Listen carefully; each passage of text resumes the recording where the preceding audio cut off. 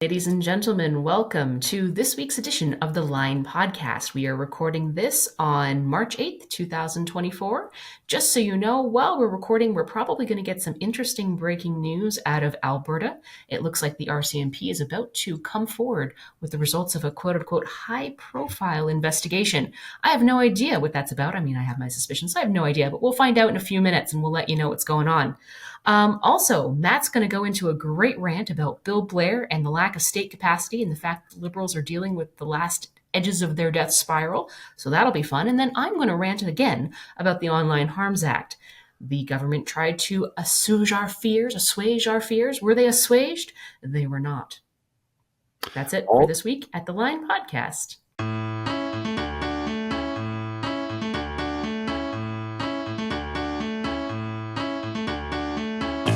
Well, okay, so one confession right off the top. Thought it was March 7th. You were wrong. I got the date right for once.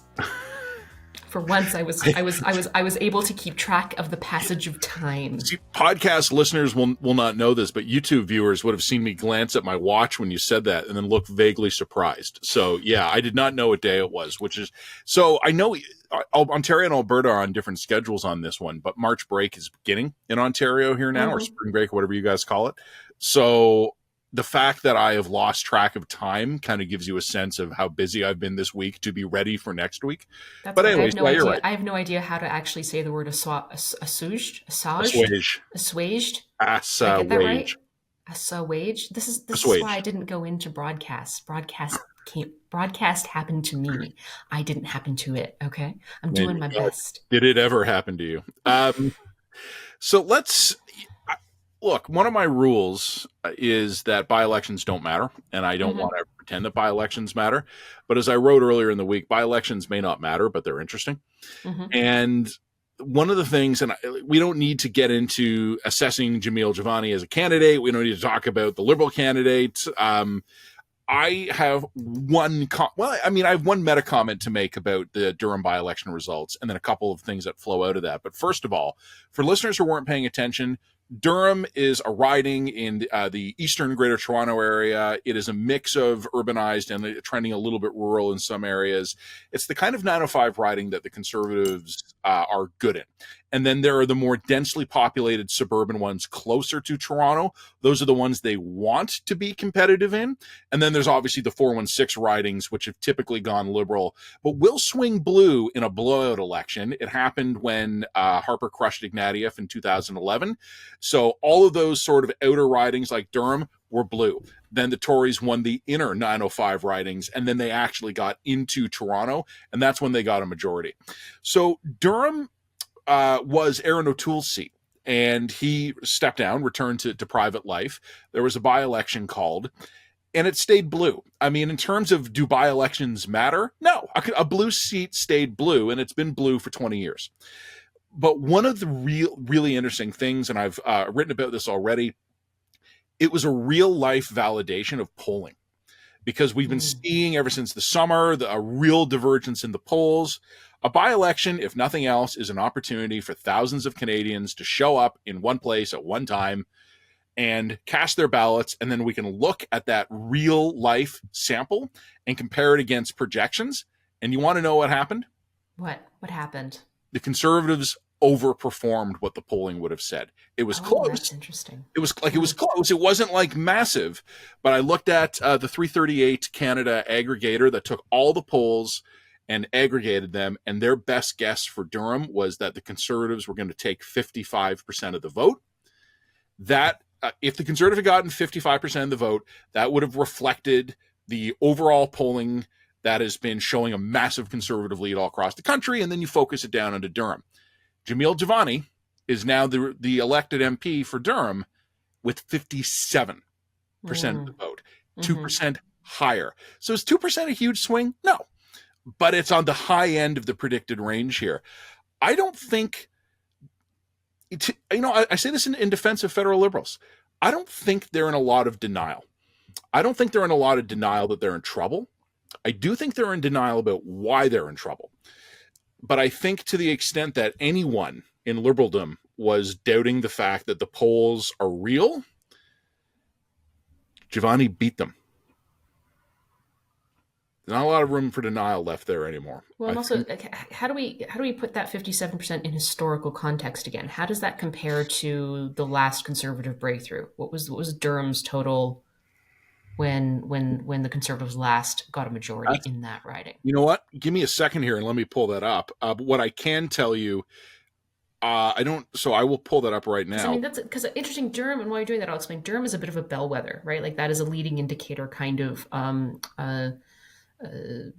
It's pretty it's pretty reliably blue. It has been for. It's reliably blue, but I mean, like I said, the degree to which it's reliably blue is I think is a tell, right? So anyway, I don't want to get too much into polling. Also, I could manage to fill screen time for a significant amount of time by talking about polling in Canada.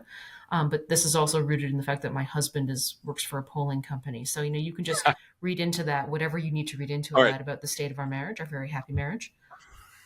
It's legendarily so. I just looked at the results. Aaron O'Toole was consistently winning it in the mid 40s. There was one time where it was actually Bev. No, it was a by-election after Bev Oda resigned. That's when O'Toole won it. The first time he barely cracked 50%. He had 50% and change. Right. Other than that, he was always batting in the 40s, and these were including elections where the Conservatives did perform reasonably well. But what was it during the last during like? I'm glad you asked. Yeah. Jamil Giovanni just exceeded by 2% how the Conservatives performed when they won the majority against Ignatieff in 2011. Okay, so yeah, that's indicative. Sorry, it's indicative, and not surprising. As I said, the polling numbers are showing what they're polling. But Matt, you wanted to go on a rant about Bill Blair. Well, I do, but I actually Yes, I do. Before I do that, though, I want to set it up a little bit differently. I want to work my way into Blair. I want to talk about way into Blair. I think a lot of people want to work their way into Blair, Matt. I knew him when he was chief of police in Toronto. I like the guy. I have no problem with have no problem with Bill Blair. Let me say this. I wrote a column for TVO, where I'm a columnist. I wrote it this week. And Jen, it's funny. You're a columnist, so you'll understand this. Probably 80% of columns are directly driven by news events. Yeah. Something happens, you react to it. Yep. The remaining 20% is driven by thoughts that are drifting around in your head, agglomerating into weird things. Mm-hmm. A buddy of mine years ago told me that as either a broadcaster or a columnist, people think that our job is to either to write or to talk. But our job is actually to read, because we read 500% more than we will ever output, right? And he said a lot of people can be well read, but they're not wired to have the ability to be a columnist or an analyst or a broadcaster, because they just read for reading's sake. Some people will have the ability to do very rote news response. Here's what I've absorbed. Here's what I output from that. He said the true columnists are the ones that take 5 things they've read over the last 6 months that have nothing in common, and then insert enough of their personality to make a theme out of all of them. And I was thinking after Super Tuesday this week in the United States about Joe Biden, his legacy and his future. And then a series of dominoes started to fall in my brain. Joe Biden, Amtrak Joe, Amtrak, trains, high-speed rail, Via Rail, status of trains in Canada. 7 dominoes fell in my brain and a column emerged from that. This is hilarious. And let me just run through a timeline here, okay? In December, Joe Biden announced $8 billion of American dollars, US dollars, in federal funding for Amtrak rail initiatives in the United States. That's 2 high-speed rail lines, one in California and one linking, I believe it's Las Vegas to the Los Angeles suburbs. It's not the full price tag, but this is a federal contribution to the projects to keep them going. And the rest of the money went to 8 existing Amtrak priorities. Amtrak Joe writing a big check for Amtrak, right? I got curious about the timeline. Joe Biden inaugurated January 20th, 2021. He made his Amtrak funding announcement on December 8th, 2023. I used an internet website. All the best websites are on the internet, to count how many days that was from inauguration to Joe Biden handing Amtrak $8 billion. 1,051 days. I went and I looked at the Via Rail plan. It's not high-speed rail, but in Eastern Canada, we're calling it high-frequency rail. It's going to be either buying or constructing a new rail line that will link Toronto to Ottawa to Montreal, that will allow passenger rail travel to bypass heavily congested cargo rail routes. Right. And it will be faster than current service, but it will also be more reliable. No congestion, no traffic jams, things like that.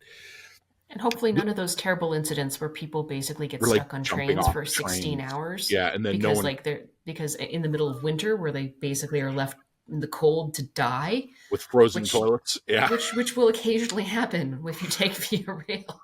Don't get me started on that. That's one of the weirdest but funniest things I've ever seen. Sorry for the people who are involved. I know it was very Canadian. It was very Canadian. So 2016, actually 2015, Justin Trudeau becomes prime minister in the late in the year. In 2016, Via Rail makes the HFR, high frequency rail proposal to the federal government. It took Joe Biden 1,051 days to advance from I've been inaugurated to here's your money. I wanted to compare that to how we're doing with the Via Rail proposal. The most recent HFR announcement made by the federal government in Via was late last year. It was in October.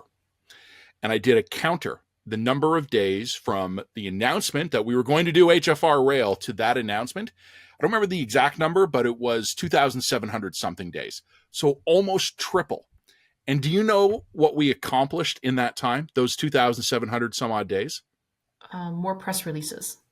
The latest update on high frequency rail in this country is that the federal government, Via, is seeking, through a request for proposals, a partner who will do route survey work to finalize the details so that it may file the last formal request to the federal government to make a decision on whether or not we're going to do the thing that we announced 2,800 some odd days now.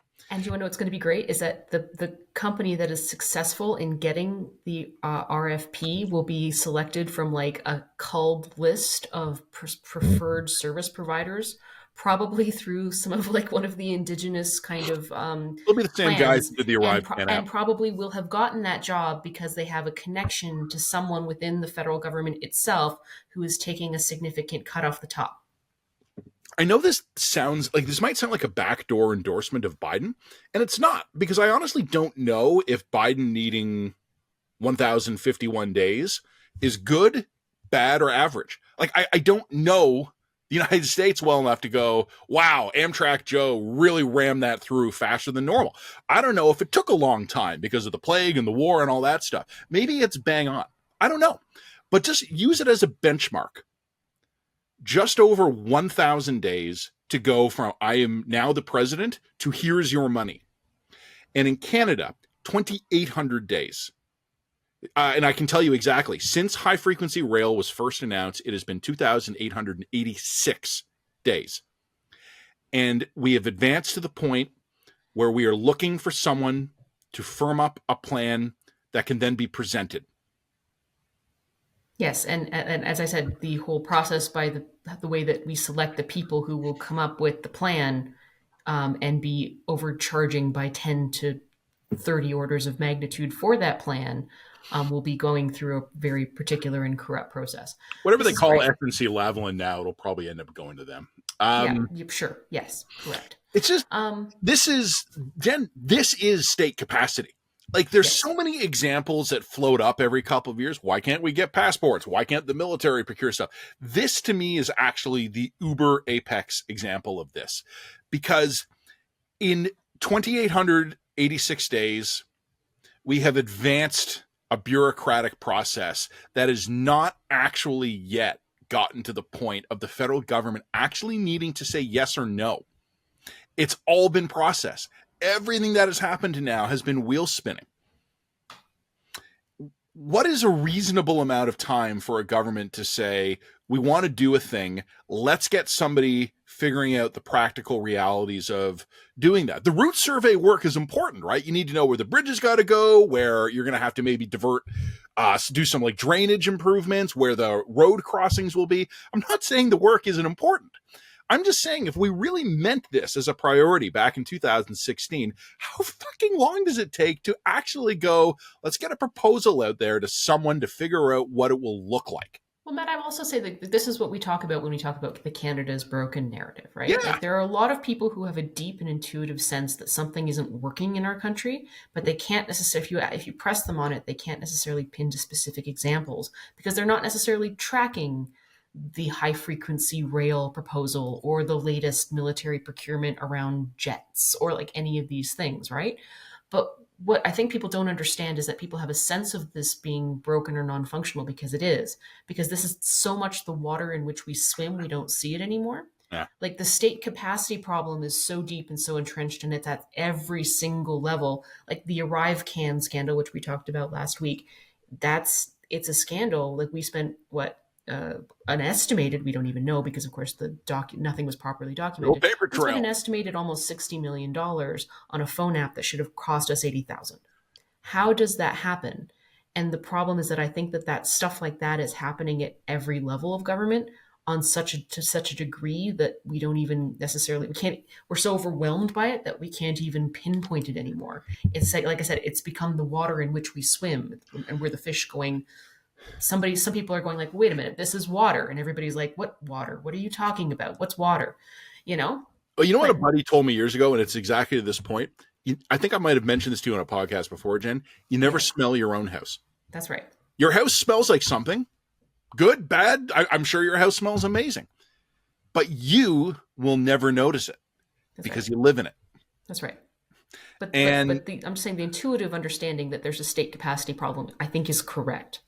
And this is a wonderful example of it. And you know what's fascinating about this? And I'll pivot to the Blair stuff in the military because it's very much flowing out of this, is that high-frequency rail, look, there's going to be questions about the route, environmental impacts, value for money. All the usual questions will be asked about this. But it's not that controversial a proposal. You know, like on economic basis, on infrastructure basis, on environmental basis, everybody sort of understands that rail is good. That good rail link. I don't know many people who are like anti-rail, strongly anti-rail, yeah. Right? Like there's lots of people who are like, I don't want necessarily rail running through my backyard, and that's an issue. But there's, in principle, most people are on board with rail. Yeah, like, and especially I think, like, if you were to poll Canadians just in general terms, should we take the current rail service between Toronto and Ottawa and Toronto and Montreal, the most densely populated part of the country with massive trade and economic links, should we make the currently fucking awful rail service better? I think there'd be pretty broad support for this. And we spent 2,886 days accomplishing almost basically dick. Okay, so Matt, I'm going to move us along because we're halfway through our time here. So we need to get on to Bill Blair, and then we need to get on to our two other topics. So like and subscribe to Line. I don't have, you know what? The funny thing is, I've said most of it already. Like, now we just pivot to Bill Blair, right? Because there was a defense conference in Ottawa this week. Mm-hmm. And Bill Blair made some unusually blunt comments on the state of the Canadian Armed Forces. I did not get this. What did he say about in as much as we still have the Canadian Armed Forces? What did he say about that? Well, he sounded like he was reading a Matt Gurney column, where he has acknowledged that. So there have been, the last couple of days, there have been a series of articles that have come out that have noted from different angles that the military is in crisis. Recruiting is not keeping up with the exodus of trained personnel from the armed forces. We are 15% short and dropping. We have not, like, nominally the Canadian Armed Forces are authorized to a strength of 100,000, regular and reserve, and we think regular and reserve combined we're somewhere in the low 80s and dropping. We have massive equipment orders we've put in, but we do not have the facilities infrastructure to absorb the new equipment. And I don't know if we have the personnel to do the training and maintenance on the new equipment. Most of the facilities we currently have are falling apart, but we don't have the personnel to take care of it and actually do basic preventative maintenance. There was a report this week that said the in-service level for Canadian military equipment, and it differs a little bit. Air Force, Army, Navy all have different service levels, but across the board, any random piece of equipment in the Canadian Armed Forces, it's about a coin toss whether or not it works right now. It's about 50% out of service due to deferred maintenance. And that's a budget issue, but it's also downstream of that personnel issue because some of the guys we're short on are the goddamn mechanics who would fix stuff. And Bill Blair actually kind of acknowledges. Mercedes Stephenson at Global was asking him pretty pointed questions about this. And then Blair gave some remarks at the conference. And he was pretty blunt about this. He used the term death spiral. He says, given the state we're already in, if we continue to go year after year where we cannot recruit as many people are leaving, that's a death spiral. And I have two comments to make about that. First of all, no fucking kidding. I've been writing that for years. And I wrote a version of that here at the line just a couple of months ago. And I had a lot of people who did that bullshit gem that you and I talk about so much. They do the input versus outputs thing, where they're like, okay, yeah, sure, Matt, but didn't you see we just ordered new jets? I saw we ordered new jets. We've just spent X billion dollars on the military. What's the problem? The problem is the new jets aren't going to be here for 6, 7, or 8 years at the earliest, that we probably won't have the personnel trained to take care of them, that we won't have the hangar and runway facilities to use them. We won't have pilots to fly them. And the other thing that is happening, and I thought was interesting about Blair's comments, is that people are noting it and they're going, ooh, interesting, blunt talk from Blair. I wonder if that's signaling a shift coming from the federal government. Bill Blair is a cop. Every cop in this country sounds the same. They always sound serious and engaged and worried because they're trained that way. Bill Blair is a blunt communicator in the cabinet because he's a cop.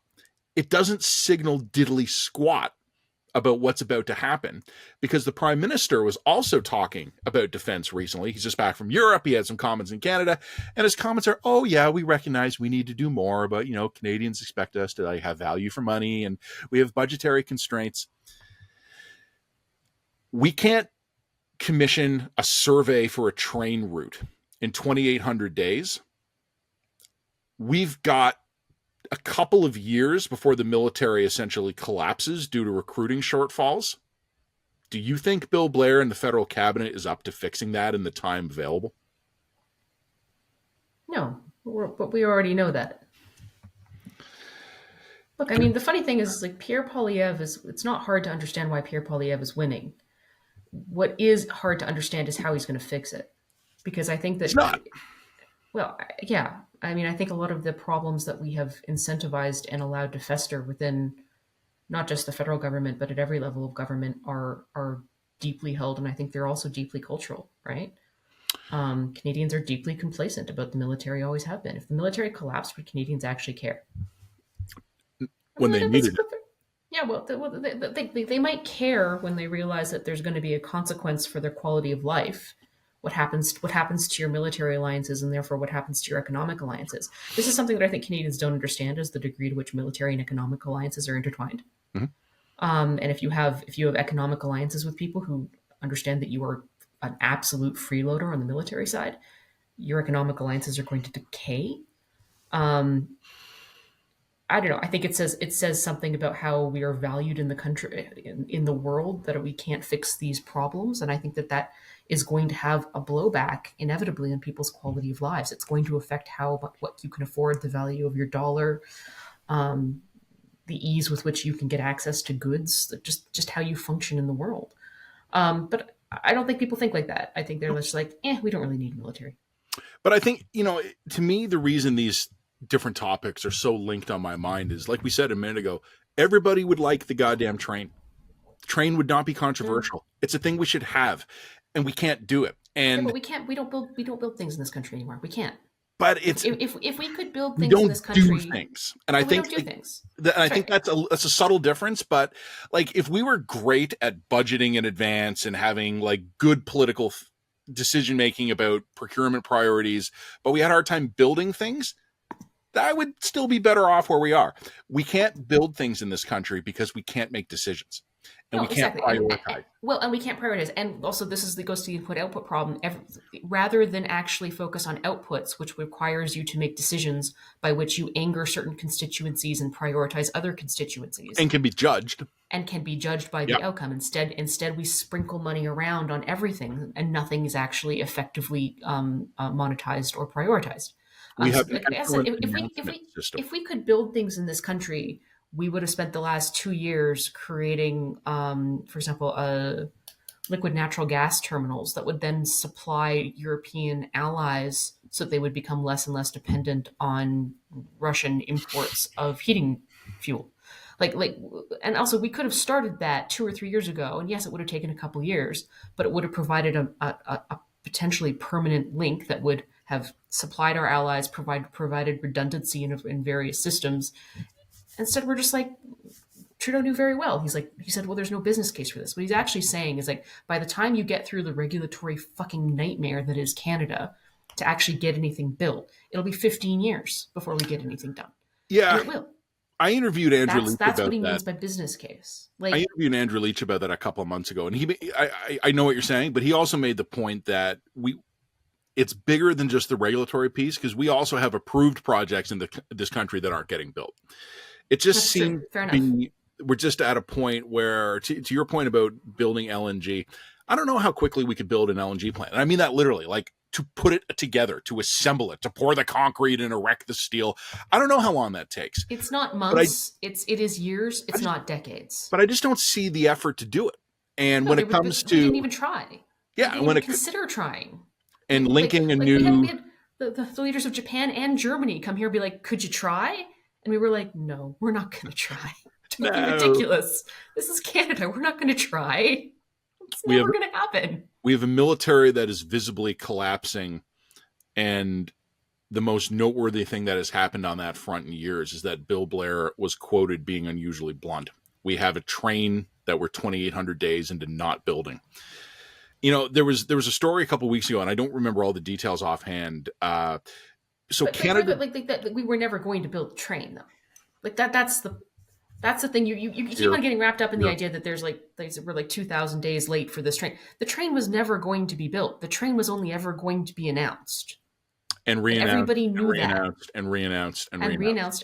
It's like what they do in Alberta every year. They announce this. They announce like 20 new elementary schools are going to get built. It's the same 20 elementary schools that are going to get built every time. And everybody understands this because we all understand. They said this is the water in which we swim. We know we're not going to build a train. So we're going to engage in kind of like a circle jerk where we're going to pass some government wealth around to some privileged contractors to create an RFP for a train survey that we're not going to build. And then we'll announce the RFP having been completed. And then we'll announce the RFP being completed. But then when they actually look at the difficulty of building the train, they're going to be like, we just don't have the political capital for this right now. And they'll shelve the project. There was a great story a few weeks ago, and I haven't read it recently, so I hope the listeners and viewers can forgive me. I won't get all the details right. But when the Ukraine war started, the Canadian government looked at Canadian domestic ammunition manufacturing capability, and we have some. We can build some ammunition domestically, but sort of the industry is rationalized to the amount of ammunition we would expend during training exercises every year, plus like a little bit of a reserve. We don't have the capacity in terms of like equipment, physical plant, and personnel to like increase tenfold our artillery shell production or something like that. But there actually is a plan to do that. And the federal government was told like almost 2 years ago, we're going to need some federal money up front to like buy the equipment, build the facilities, train the personnel. And then we're going to actually need some guarantees on deliveries so that this is economically viable for us to do. And it was a few $100 million. A lot of money, but on the standard of federal spending, pretty small.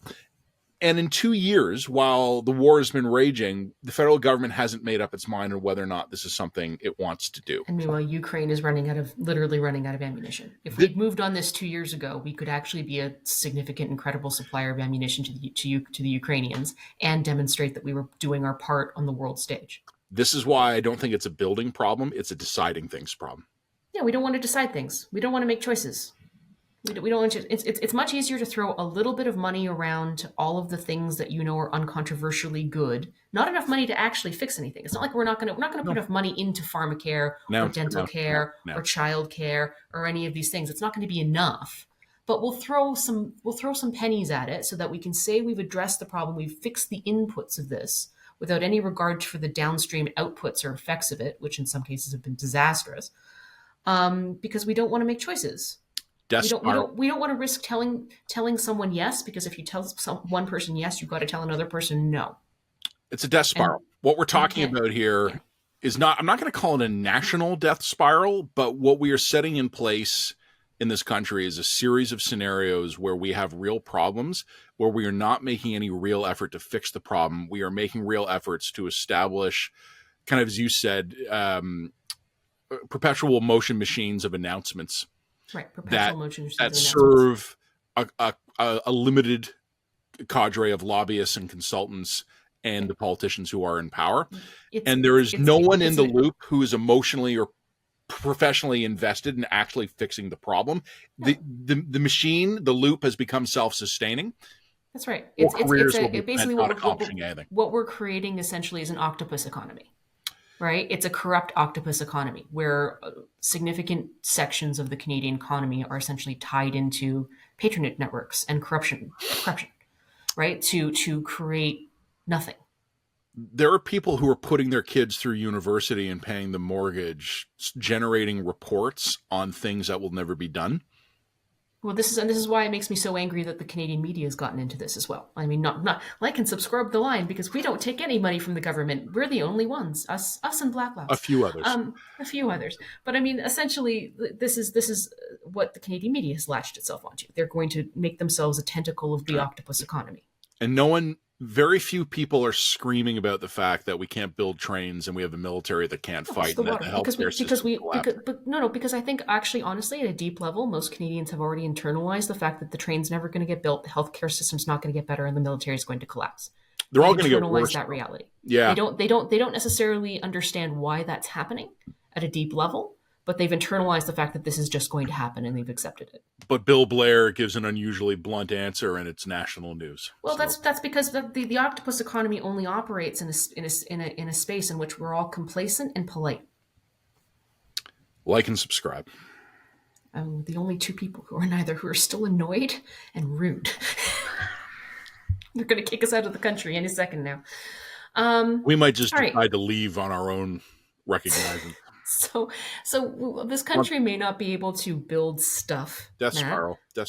But I will tell you, this country absolutely can build weird legislation. That is one thing that this country is still. Good segue. Because, of course, the process of building and consulting on weird legislation is itself another arm of the octopus economy. So, to that end, let's talk more about the Online Harms Act. Now, Matt, you and I talked a little bit about the Online Harms Act last week. Some people were a little dissatisfied with our podcast. To those people, I would say, please do go look at our written dispatches. Our podcast, I think this is a good opportunity for people who are new to our podcast to understand. This came out of our weekly dispatch meetings. So Matt and I had a tendency to do a long and extensive set of columns called our weekly dispatch, where we kind of summed up the state of Canadian news and the state of Canadian discourse from our perspective. And this was our paid subscriber only dispatch. It's probably, I think it's the most popular feature of the line. It is. And as part of this dispatch, what we do is we did weekly meetings to describe what we wanted to talk about in the dispatch that day. And sooner or later, we were doing this over Zoom anyway. So we were like, why don't we just record the weekly meetings and then stick them on YouTube and see where this goes? And we did that for a couple of months, and we got a bit of a workflow going. About a year. And now I think we're actually quite good at it. And as a result, we just turned our weekly. We make use. I like to say we make use of all parts of the content cow here at the line. We waste trimmings nothing. Just get turned into dog food. Just get turned into dog food. So not to say the podcast is dog food. We are in the process of professionalizing it right now. It's great. You may have noticed that the quality's gone up a little bit. But it's because we're using more professional equipment, and we use lead podcasting helps us to professionalize it. Love you, lead podcasting. Thank you. Hello. But the end result is that, yeah, when we're kind of doing this podcast, we're kind of shooting the shit in terms of what we want to talk about in the dispatch. And then oftentimes we'll go and do a more of a deeper dive in our written Yeah. podcast. That's for our paid subscribers. And I think both of them are complementary kind of products. But anyway, we did get into the deeper dive on online harms in our paid, but I do think that there's going to have to be a Jen Gerson column on this, and I think it's going to come early next week because this week, 10 days after the bill was tabled, the Online Harms Act, Bill C-63 was tabled, a lot of people wrote things that were fairly similar to what we did, and that is about 75% of this bill is fine and is actually pretty good, but the remaining 25 is so bad that it's so filled with weird stuff and concerning sort of provisions that I think that the government would be better just to cut out a lot of their conversation around hate speech, Section 13, free speech problems, stick and focus to revenge prawn. Do not penalize me, YouTube transcript algorithm scraper. Revenge prawn and Bad pictures materials of that is kids. materials that is problematic about the children's or the underage people's. If they'd focused their bills to those issues, I think that there would be no problem, and it would be a fairly uncontroversial win for the Liberals. But they didn't because they can't help themselves, and instead they're trying to like get back on the let's regulate hate train. Good luck with that. Which they can't build. Which they can't. Yeah. So anyway, High as frequency a hate result of train. these concerns that were raised by various people, this week the Department of Justice held a media technical briefing to go over some of the concerning aspects of the bill. I don't remember being invited to that technical briefing, but I did get a copy of it. So that was, thank you. Appreciate that technical briefing. I think that the purpose of this briefing, it's firstly, it's very unusual to do a briefing of that nature after a bill is tabled. Usually you do that as or before the bill is Before, tabled. yeah. So my suspicion Even is simultaneously too. that's Yeah. right. So the reason why they did this technical briefing after the fact was clearly because a lot of people looked at this bill and went, what the hell is this? And I think they're using the technical briefing as a way to try and calm everybody, to assuage, Assuage. assuage, thank you. Okay, Assuage people. roll it off your tongue like you were saying, and forgive the mild profanity line, listeners. We know you love it. Ass wage, like your ass Assuage. is earning a Thank wage. you. That's Assuage. that's very OnlyFans, Matt, but that does help. Assuage. But the technical briefing did not assuage me, Matt. It did not. And Nailed it. Good work. There's a couple of things that happened during the technical briefing, and I can't say this. This was not a totally on the record briefing in the sense that I can't name the person involved, but I can quote them. I believe is my understanding. So I hope there's a so. couple. Yeah. There's a couple things that got brought up during this technical briefing that made me go, Arr? So one of the concerns, for example, is the fact that this bill is going to introduce the concept of a peace bond to hate propaganda, hate speech, not just hate crimes, hate speech. A peace bond is, for example, when the criminal justice system has a reasonable fear that you are going to commit a crime. For example, like say you're stalking an ex-wife or something like that. There's evidence that you're unstable. There's significant evidence that you need to be prevented from committing a very likely crime. Yep. A peace bond can be drawn up before a court. A judge can look at it. A judge can say, yeah, crazy face is going to go on a violent rampage. We're going to say confine them to house arrest. Yep. This person has a history of violence. There's credible threats here. These are kind of the narrow circumstances in which you can apply for and get a peace bond under current law. Nobody has a problem with that.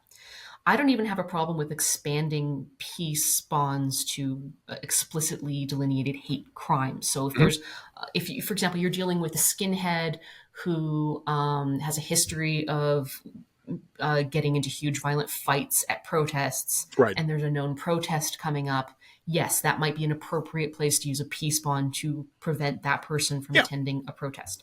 Sure, no issues. The issue here is that they are expanding this concept of peace bond to speech crimes. Hate speech, not just conduct here, now speech. And that is very explicitly written into the bill as it is. That's a problem. That's a very significant problem because there's a pretty significant difference between acts of violence and acts of speech. Mm-hmm. Acts of violence cause irreparable damage. Acts of speech do not cause irreparable damage unless they are obeyed to the point of violence. Yeah. Okay?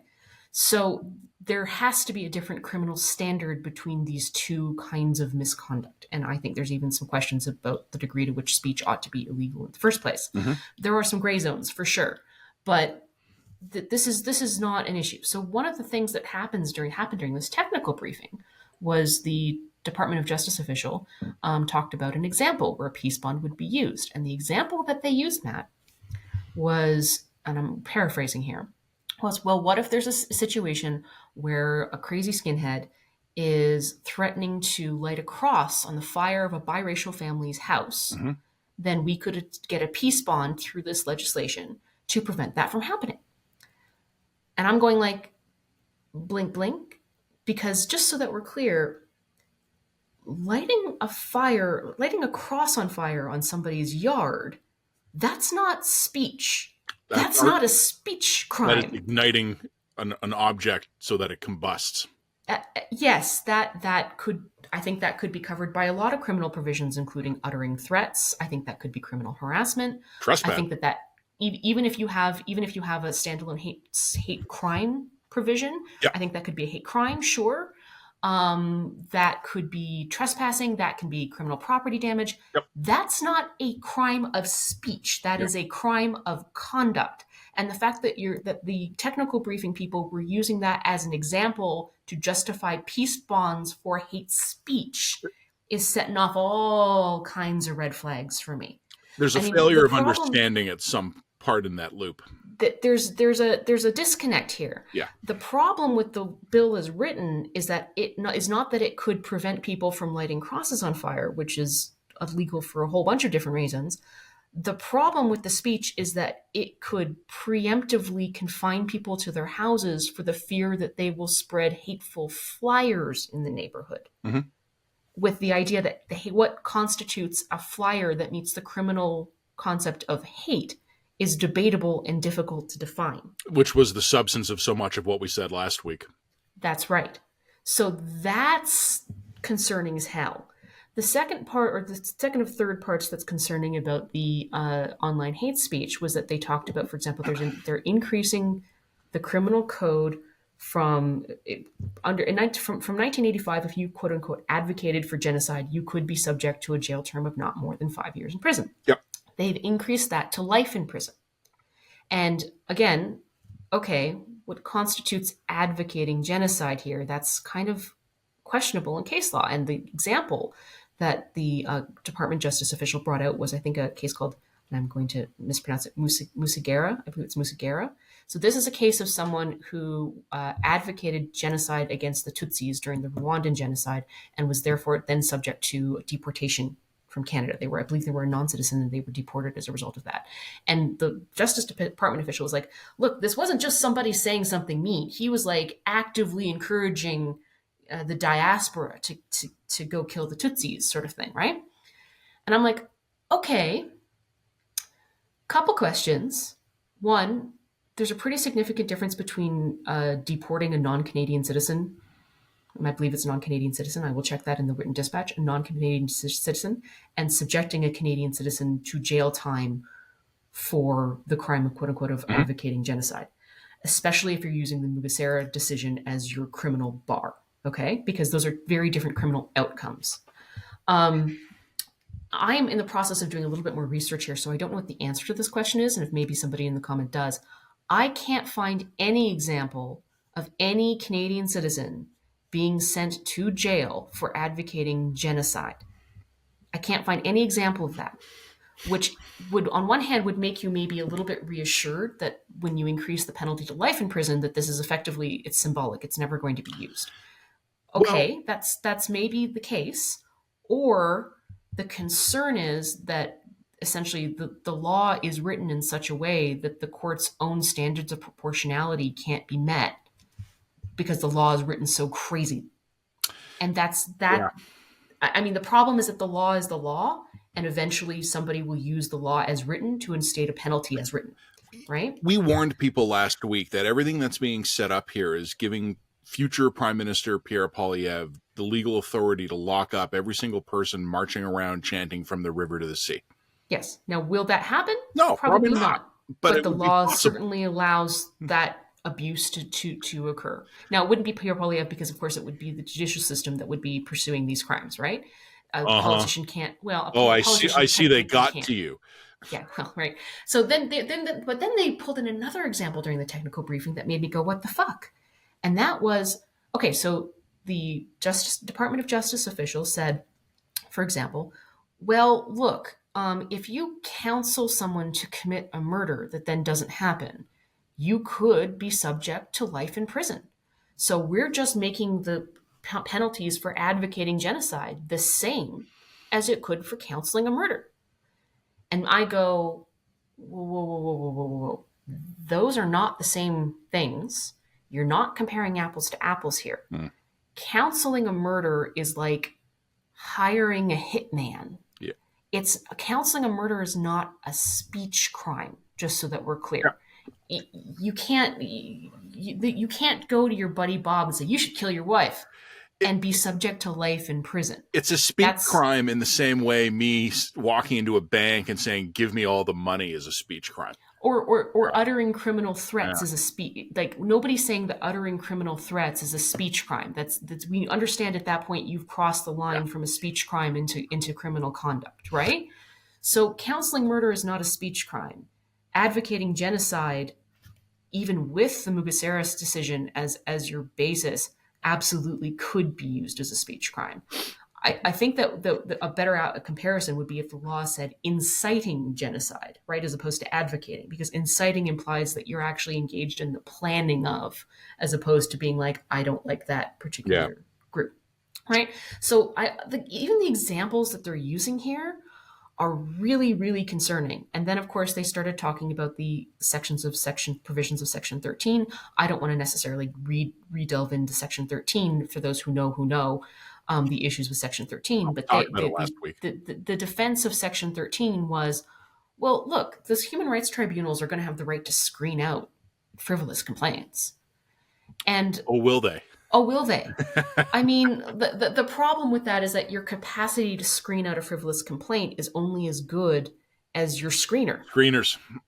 Right? Yeah. And they're not going to be hiring you and I to sit on these commissions. No. The people who get hired to sit on human rights tribunals are typically sort of either politically or ideologically motivated, and they're typically pretty far left. Now, that a lot of people on the left might be like, well, few, except for the fact that who's going to be appointing them under the Pierre Poilievre conservative majority. So, like, again, don't give powers to your enemies to your friends that you wouldn't give to your enemies. Can't wait to see Jordan Peterson running a human rights tribunal. Well, there you go. There you go. Right. So that's where this goes. So look, I think that if you think that the human rights tribunals have some great track record of effectively screening out frivolous complaints, I would only point you back to, again, Jessica Yaniv. Mm-hmm. That was ultimately dismissed, but not before a hell of a lot of media got their backs up about it, and it was treated as a legitimate complaint until people started to get their backs up about it.